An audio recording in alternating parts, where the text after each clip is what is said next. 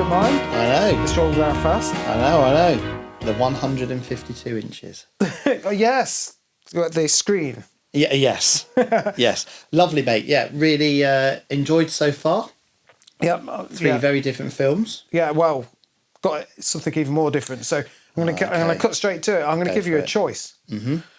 So basically, I've got two films and I couldn't decide. They're very different, but they're both Halloween based because obviously it's Halloween. It's October. Okay. So let's see if you can guess. And the first one is a remake of a Stephen King novel. So, The Mist. No. Ooh. So it was done. In fact, I never do research. Firestarter? No. It's the most famous one. So it was remade. Oh, it. Yeah. Oh, the remake. The remake. Yeah. Part one. Yeah. Okay. Have you seen it? Yes, but I love it. Okay. And the second one is more like my partner Claire, her type of film. It's not scary, but it is Halloween based. It's Tim Burton. It's very wacky. Okay. Corpse Bride? No, it's very kooky. It's very wacky. Coraline? No, it's not animated. Oh, it's not? No. Oh, Sleepy Hollow?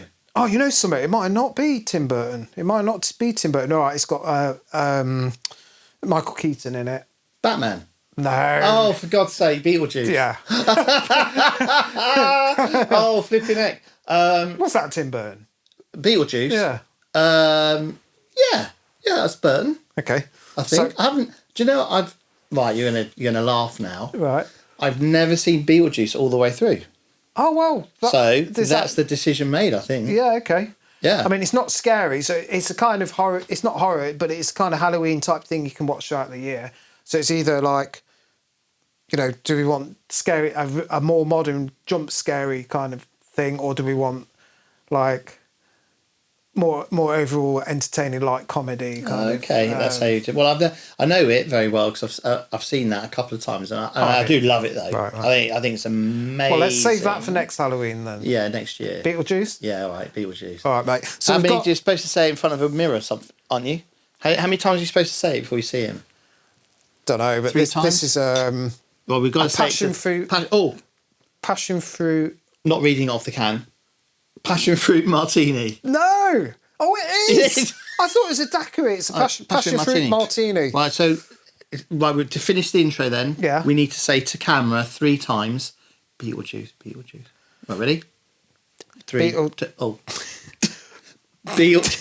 3, 2, 1. Beetlejuice. Ah!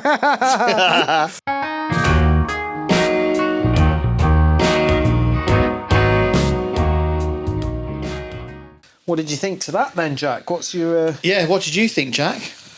What's your critical opinion on that movie? Sausages. I noticed that. Dude. well, first of all, so that is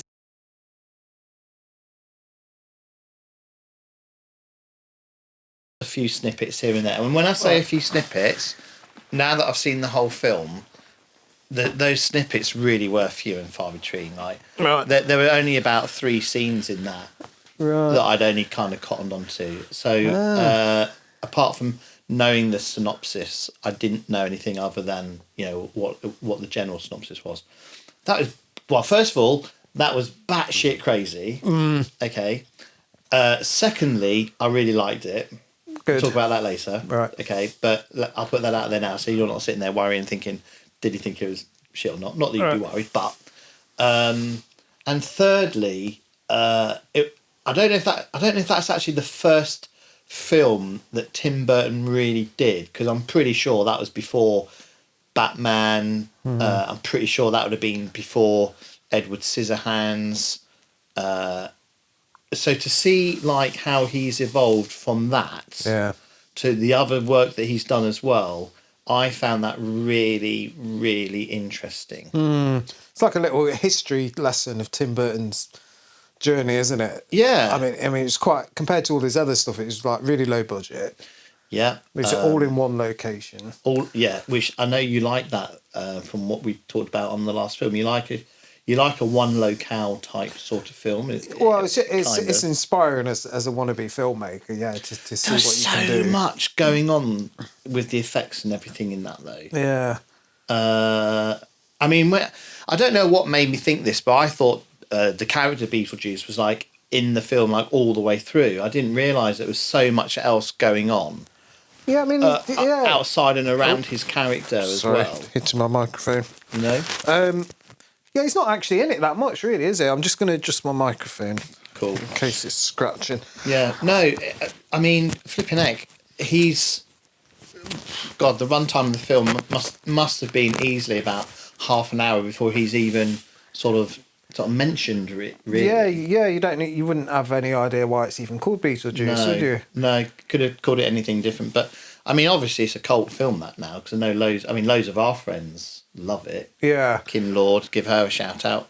I know she really loves Beetlejuice. Yeah, my partner Claire's like a massive fan of it. In fact, I think it's about 5 years ago we went to a Halloween fancy dress party. Claire was Lydia and I was Beetlejuice. Are you really? And she even got a white suit and painted black stripes down it and did all the makeup and stuff. Really? Yeah, and we won best costume. Oh, good gravy. Yeah, right, okay. But nothing to do with me, you know. Claire's the genius. Yeah, she did all my makeup and green hair and stuff, you know. But I've never really appreciated that film that much. It's kind of like, it's interesting watching it as part of this, so I can look at, you know, how it's been put together. But in actual fact, that kind of film doesn't really appeal to me that much. It's kind of just some wacky kind of off its rocker. I just like, there were bits in that film that completely took me surprised. Well, there's so much to talk about regarding the effects and stuff. It's like, where do you start? Well, first of all, right, I'd like to say what that reminded me of. So later films that I've seen that would have been, now that I've seen that, I can see would have been inspired by that. Films like, say, Peter Jackson's The Frighteners. Right, I've not seen that. Right, okay, so if you've seen The Frighteners, then and you've seen Beetlejuice, I suppose you'd have to see both, wouldn't you, to know? But that the concept of having ghosts in a house that you can use to scare people away and things like that, you know. Right. Also like there's an old TV program that probably predates that film called Rent a Ghost as well. Do you remember that? I've heard of it. Ghost. I don't think I've seen it. No. So I like that concept. But the way it's executed, flipping it, and oh my god, like I was completely, because I associate Tim Burton with creepy weird, very stylistic creepy weird, but also kind of appeals to a younger audience as well. Edward Scissorhands is a good example, for example, or the stop motion films. His later stop motion films, like A Night Before Christmas. Yeah, Night Before Corpse Bride and all that lot. But when Keaton kicks over the tree and drops the F-bomb, and I mean, it's the only swear word in the entire film. Did he swear? He said fucking, yeah. Did he? Yeah. I didn't even notice that. He kicked the tree over and said something like, fucking model. Oh, right. Fucking prop or something like that, you know. I wonder how that got through. Yeah, I don't... What rating was that? I have no idea. No, me either. That's got to be at least a PG-13. But were they doing PG-13s in the early...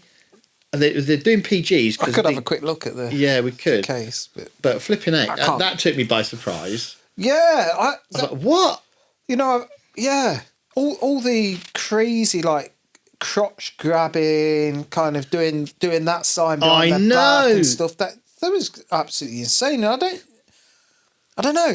It is kind of one of those things that, done that way, you could only do then. You couldn't really do it now. You could do it now, but it'd have to be done in like a watered down slapstick. Yeah, I mean, all the perving he's doing as well, lifting up Geena Davis's skirt and wanting to touch all the time. Yeah, so if you did that now, you'd have to make it really obvious that it's just a joke. You couldn't portray this guy as being an actual pervert.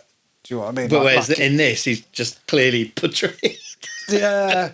He's a character. Yeah, when it all comes down to it, it is all about him, and that's amazing because, like you say, he's only in it. I bet on screen time, I bet he's only in it 15 minutes. Yeah, 15, 20 minutes max, if that, yeah, probably. Yeah, and he just goes wild. He goes wild with it. Well, talk about an actor taking a role and just grabbing it by the balls and really running with it. I mean, do you know what? That was Michael Keaton being an early Jim Carrey, wasn't it? Yeah, kind of was. In a way. Yeah. Who'd have thunk that Michael Keaton would have done a role like that if you'd never seen him do that, and the first thing you saw him in was Batman? And you went, and Tim Burton's like, oh, hang on, do you not know who he is? Let me just show you my other film I did with him. You'd be like, what the actual... That's true. You know? That's very true. You know, when I was watching him, I kept thinking, like, what... I know films are very, very hard to make, very stressful, long hours, blah, blah, blah. But you can't help watch that film and think, God, they must have had a right laugh on it. It must have been such fun to do. Those sets and what they were doing with the effects and playing around with it and all that sort of stuff as well. You'd hope it was good energy, wouldn't you? Yeah. You'd hope it was good energy. Yeah, like I kept thinking as well, you know, that I don't know if many people would agree with me, but I think that film's rife for a remake, you know. Yeah, and the thing, I suppose the thing with a remake is they'd CGI it, wouldn't they? Yeah, that is the problem. I'm not saying... And those aren't effects that it wouldn't need necessarily to be be good. Yeah, but you're right as far as it... Because, like, when you watch... I know it's part of the charm, but, like, the sets are wonky. I don't know if you noticed, a couple of times they bumped into just set and it'd wobble and stuff, you know what I mean? The lighting's all over the place. There's so many things that, like... I'd love... Tim Burton's good for that, you know. In Batman Returns, the penguin bumps into a gravestone. Whoa. Does it? It stays in the film as well. Oh, wow. Yeah, so maybe that's like his trademark. Yeah. Like, see you next Wednesday, like John Landis. I tell you what, do you know what the stop motion... I mean, I do like... You know I like my stop motion. Yeah. I am a huge Ray Harryhausen fan. But seeing stop motion done in that sort of crazy style, I think makes it even creepier, makes it even a bit creepier. And I was reminded of the I'd like to know what came first. I'm going to have to look this up as well afterwards. Beetlejuice. Did Beetlejuice predate Nightmare on Elm Street, where Freddy's the worm and he eats the woman? Because that's all I could think of. You know, when you see Beetlejuice as the worm, the snake, I kept thinking, oh, that's so Nightmare on Elm Street. Yeah. It might be the same team. The same. Be worth looking into that. Yeah. I thought the stop motion parts worked really well for me when her sculptures came alive. Yeah. Because there was that running joke about her sculptures weren't very good. And no one respected them and stuff like that. And it was like, you're just like, yeah, we get it. But it was all paying off. It all paid off at the end when they actually came alive and started walking around and stuff. It was fantastic. So they needed them to be like that. They had that pre-plan. Yeah. The whole idea of that one closing in on her. Home Alone woman's in it as well. That was great. I was like, oh, Kevin. Where's Kevin? I kept expecting him to go, Kevin. Good casting. That's the other thing I was going to say. If they remade it, I doubt they could cast that kind of get that energy. How could you get that energy? Who would you choose to be Beetlejuice? It would all be like Kevin Hart and The Rock and stuff, wouldn't it? It would just be like, don't know. It'd be like a bunch of actors doing Beetlejuice. Where when you watch that, it feels like a very natural energy between them all in that situation, you know. But who would play Beetlejuice? Who would you reckon? Because Carrie's out now. Obviously, he wouldn't be acting now to do it. So who has that manic energy that would throw themselves? You know what they'd do? I hope they don't do it. They'd probably put Corden in. Oh God! Can you imagine? It'd be the worst, most hated remake ever. Do you know? Yeah, he shouldn't do films. No offense, James Corden, but no, he shouldn't be. Lesbian vampire killers didn't work. Man. Cats. No, let's not go there. Yeah. No, I don't think. Please don't choose those two films ever, will you? You wouldn't be able to do. You wouldn't be able to do the actual character of Beetlejuice justice. I can't think of anybody current. It would have to be someone who isn't specifically a comedic actor. Well, how well known was Keaton when he did Beetlejuice? That's the question, isn't it? Was he an unknown? I mean, I don't know the date of Beetlejuice. I've got to guess the early 80s, though, that's got to be an early 80s film, that Surely, has. yeah. What had Keaton done prior to that he was well known for? I don't think he'd done hardly anything at that time. I mean, he worked, obviously, with Burton on Batman. Batman came along later, well, of course. I mean, it's like he worked... I mean, Burton obviously likes certain actors. That's a very young Winona Ryder. She was obviously in Edward Scissorhands. But had Keaton done anything before Beetlejuice? Was he pretty unknown, which is another reason why he probably really threw himself into that role, you know? Yeah, if you were going to recast actual Beetlejuice, you would be best off finding someone who hasn't... A bit of an unknown again. Yeah. You'd have to, I think, wouldn't you? Yeah, I think so, yeah. Talk about the sets then. What do you think about the sets that they were working on? You know, it's... I'm not sure what to think, really. Because, like, the style of lighting and...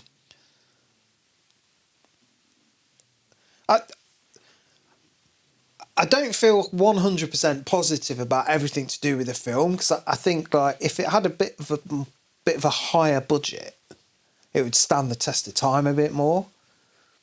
What looked dated, really dated for you?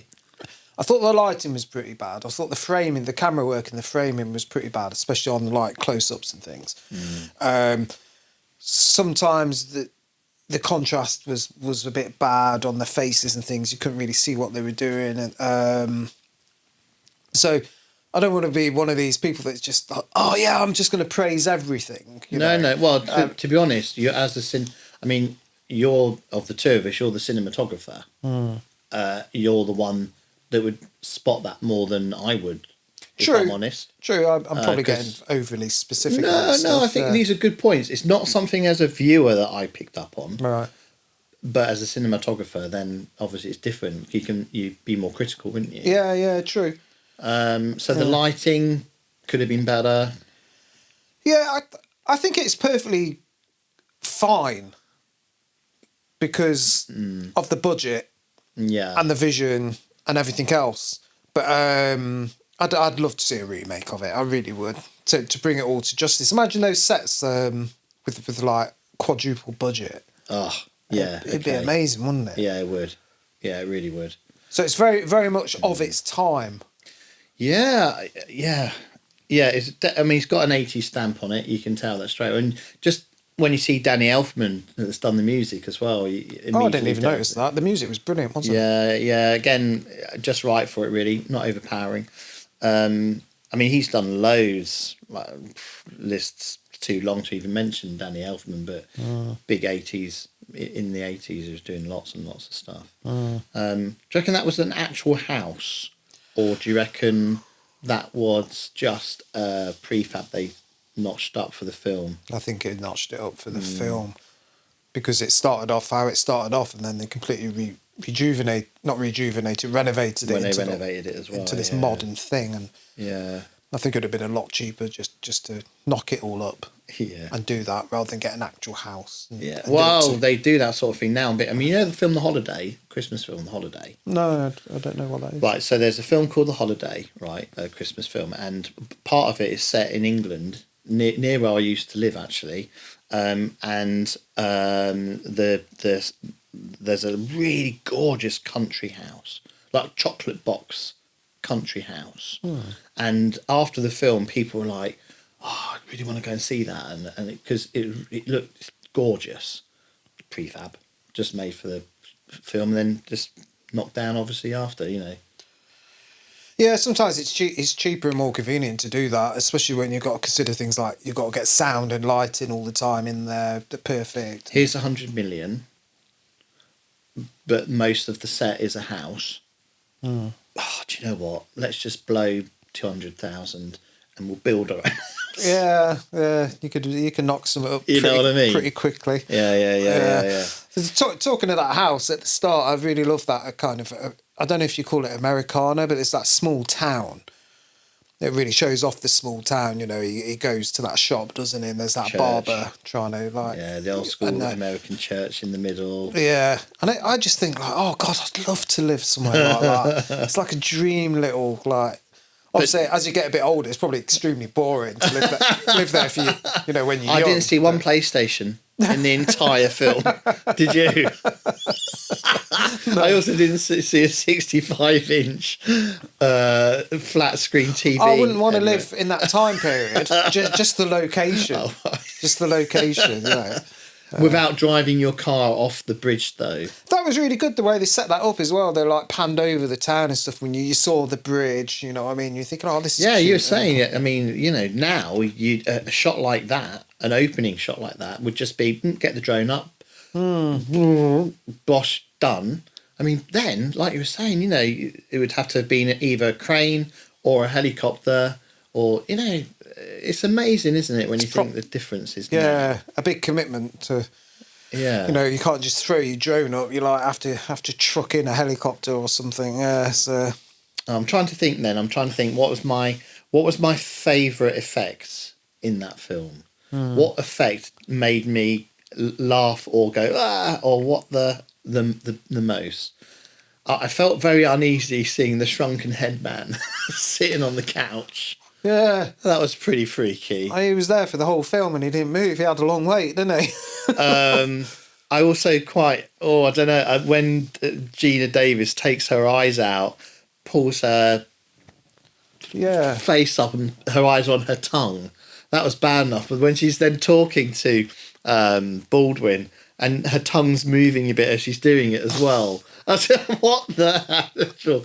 Honestly, this film is off. That film is just... It's proper out there, man. It is proper out there, isn't it? Winona Ryder was good in it, wasn't she? Very young, isn't she? God, it must be so... Imagine her now looking back at that. Back, you know, and seeing herself that age and stuff. It must be really weird. I mean, she was in... I mean, again, I understand anyway that at the time it was a big film, wasn't it? Beetlejuice, a big cult film. But, I mean, she did well, didn't she? Because she did, like, Heathers, when she must have been of a similar age. Heathers, Beetlejuice, following it up with, say, Edward Scissorhands. I mean, she had a good run. Prolific, wasn't she, when she was that age? She had a good run. She had a good look as well. She was like very in demand, wasn't she? Like you were saying though earlier, I really like her in Stranger Things. Yeah, she's really good in Stranger Things. Really good. Really good. And to be honest, although she gets a lot of flack for it, probably I'll get flack for saying it, but she's one of the better things that's in Alien Resurrection as well. Yeah, she is. Oh, yeah, cool. She is good at it. Yeah, she is. You're right. Although she gets a lot of flack for that, but I don't think she should, because I think she's pretty cool in that. Yeah. Yeah, I quite liked her in that. Yeah. Jump in the Line, Rock Your Body. Good use of the song, I thought. Yeah.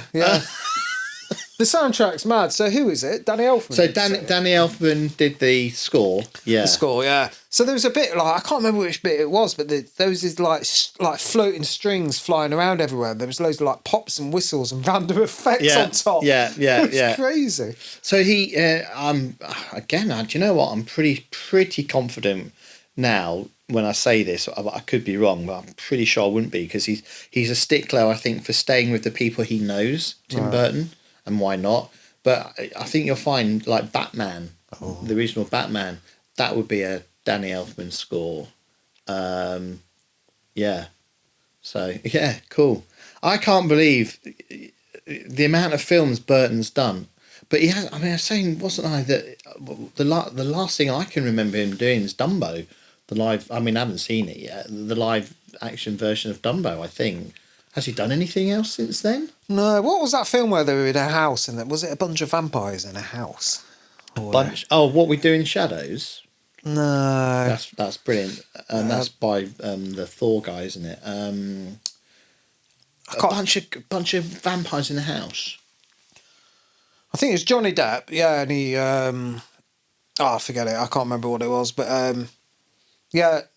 he's not doing much nowadays, is he? No, I don't think so. I think the last big stuff he did was the stop motion stuff.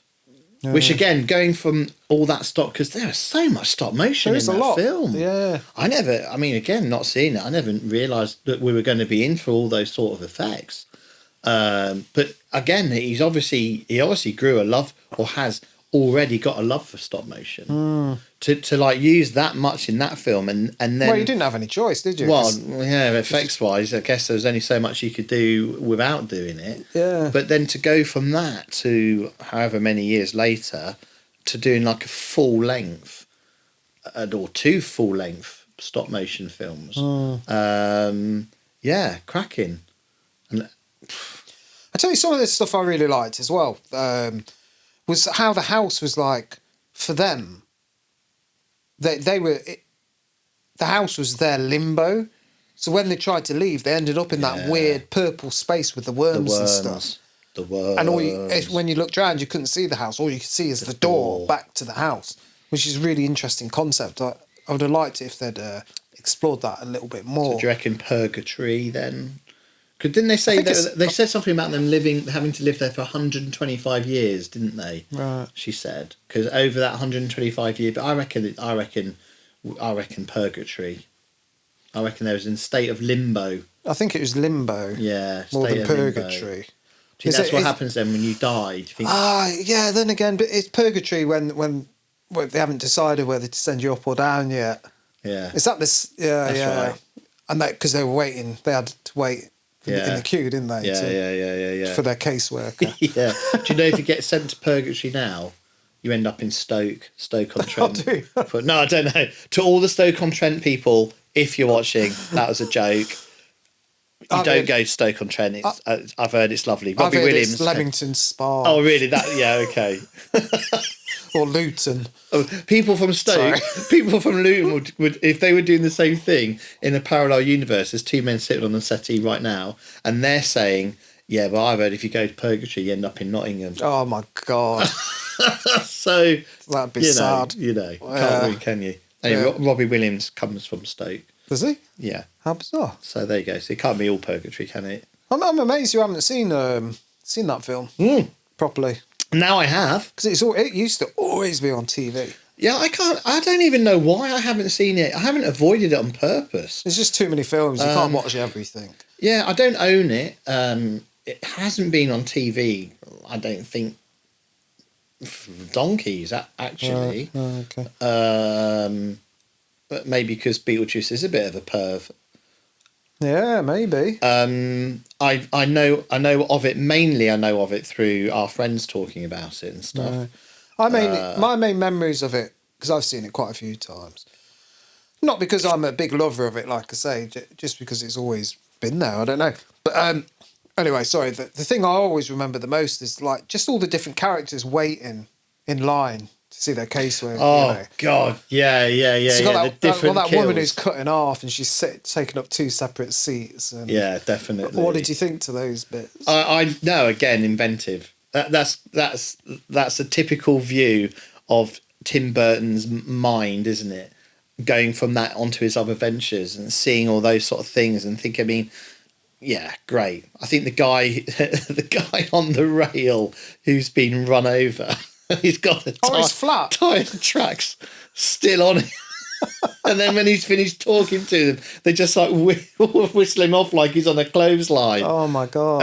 The hang. I mean, it's a very dark humour again, isn't it? But that is Burton. That is Burton. I mean, you know, look at. I mean, I do love a lot of his films. I don't like all of his films. There's a couple that didn't really grab me, but I do like a lot of his films. So I really like Sleepy Hollow. Yeah.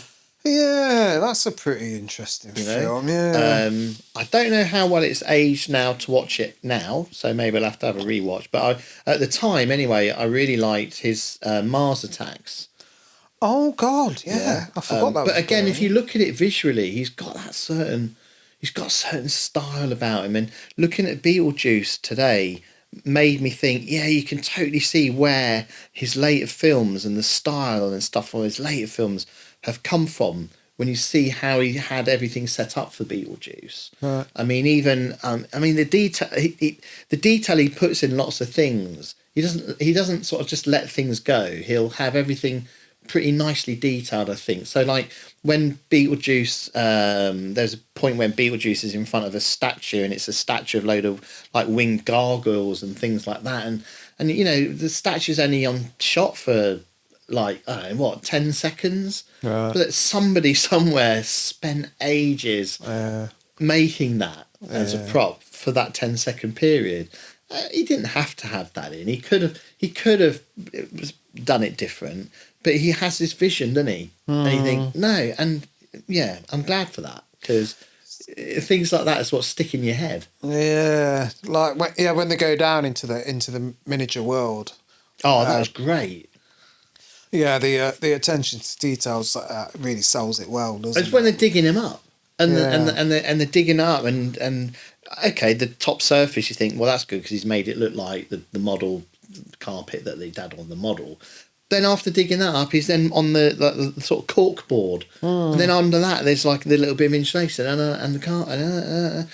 Yeah, that's cool, man. That is cool, actually. To be able to squeeze that out of what budget he must have had as well. That's cool. That is really good. Yeah, very very good. So right. Yeah. I suppose I ought to think about scores and things like that. Really. Yeah. You go first this time. Well, you know, I don't think I want to do a closing comment for it. Don't you? No, I don't think so. Really? I didn't enjoy it as much as I thought I was going to. Okay, that's interesting. I must admit, I don't think I'm a massive Tim Burton fan, but I don't want to be negative at all, because he's obviously got a stroke of genius running through him. Did you like Sweeney Todd? I don't think I've seen Sweeney Todd. I liked Mars Attacks. I think that's my favourite Burton film. But I don't think... I think that's the only film I'd sit down and think, right, I fancy watching that again. Yeah. But I only chose Beetlejuice because it's Halloween. And I thought... Yeah, that's cool, man. I thought it'd be interesting. So... I love that you chose it, actually. I'd advise people not to listen to my opinion on it. But listen to Gav's. Well, like I say, we say it every week, don't we? What one man's wine is another man's water. Right. So it's not having seen it. It's not my favourite Tim Burton film.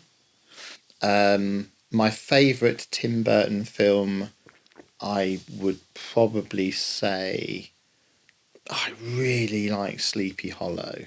Yeah, that was good. I really like Sleepy Hollow. I mean, I do love his stop motion stuff, but I prefer... Yeah, Sleepy Hollow is my favourite, closely followed by Mars Attacks. Then I'd probably say Edward Scissorhands. I'd slip Beetlejuice in after that. Right. And then after Beetlejuice, I'm going to stick Sweeney Todd in. Right. I didn't like Big Fish. I think it's called Big Fish. That's the one film I didn't really get on with on his. So it's probably... So whatever that is, it's probably 5th out of 6 films as far as how much I liked it. Now, that doesn't mean that I didn't like it at all. It just means I think his work has progressed more as he's gone on to do more. So, like, for me, Sleepy Hollow's another film where I'd give it a strong 9 out of 10 for what he's done with it, right? Whereas I did not enjoy Beetlejuice, and it was great to see all the stuff in it. Would I be in such a hurry to watch it again? Probably wouldn't be bothered about seeing that again for another 5-6 years. It wouldn't bother me too much. I'm gonna get... It's not a bad 6 out of 10. You know, it's not this film is rubbish, 6 out of 10. I'm going to give it 6 out of 10 because there was a lot I really did like in there. But it did feel a bit dated. Yeah, it did, didn't it? It did feel a bit dated, and... Yeah, it did. It was entertaining. I feel like I'm going to give it 7 out of 10. Yeah, I'm dissing it, and I don't want to diss it. Don't be influenced by me. Or me, to be fair. Yeah. If we're talking to people out there. It is a hard one to sum up, actually, because it's designed for a very specific audience, and I think I'm way out of that spectrum of the audience it's designed for. If a 20-year-old Gavin seeing that for the very first time, having not seen any of Burton's other films, knowing what I was like when I was that age, would have given that probably an 8 out of 10. Yeah, nice one. There you go. Whereas an old Gavin, 52. So what's that, 35? An older Gavin can appreciate the talent and the work that's gone into that, and loved the old school effects, which I do anyway. But as a general thing, puts it as not a bad 6 out of 10. Okay. An okay 6 out of 10. That's probably what I would have given it, to be honest. Yeah? Yeah, Okay. around there, yeah. Well, we've been Burton-esqued. I know. We've been Burton-esque. I'm up for watching Sleepy Hollow at some point, though. Well, I tell you, the one thing that has done is it's made me think I want to watch some more of his other films, actually. Right. That's what that has done. That has made me think, yeah, you know what? I'd like to watch some of his other films and then remember what I saw in Beetlejuice. Yeah. Like the bit where Beetlejuice comes up and he's like the fairground and he's got the merry-go-round going around his head and stuff. And that could literally have been Nightmare on Elm Street. That could Nightmare Before Christmas. Yeah. Oh yeah. Couldn't it? Yeah, you know, and things like that. And you think, yeah, visually, I can really, yeah. Well done, Tim. Well done, Tim. Well done, Tim. All right. Next time we're back at Gavin's. Hey, which means, hang on. I've really enjoyed being here today, Dwyz. You enjoyed yourself, Jack? But I have to say, it will be nice to be in a cinema that's a little bit warmer. Yeah, it's getting a bit cold. No, I'm joking. It's actually fine, to be honed today. Oh. You did say bring a woolly hat. Yeah. I've loved it. Thank you. Your cinema's awesome. I've just spilt tea on my microphone. Oh, well, that's that then. Yeah, we do love it here. It will get a bit too cold in a couple of months, I reckon. At which point we're probably going to end up at mine, aren't we? Well, yeah, in your other... in my actual house. Where his other man cave is. But the other bonus is I get Jack.